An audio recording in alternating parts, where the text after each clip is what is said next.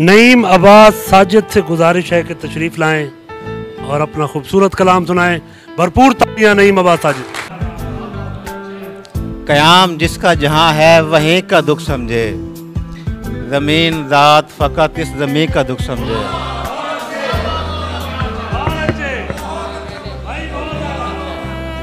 क्या ख्याल है पूछूं किसी सपेरे से, उम्मीद है वो मेरी आस्तीं का दुख समझे।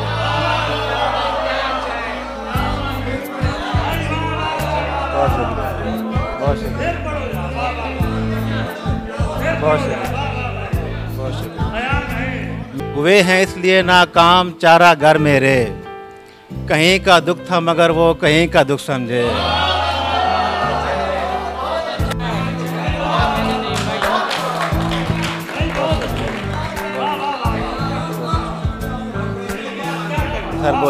तुम ऐसे शख्स से क्या कर रहे हो ईद की बात, जो माहे सोम की 21वीं का दुख समझे।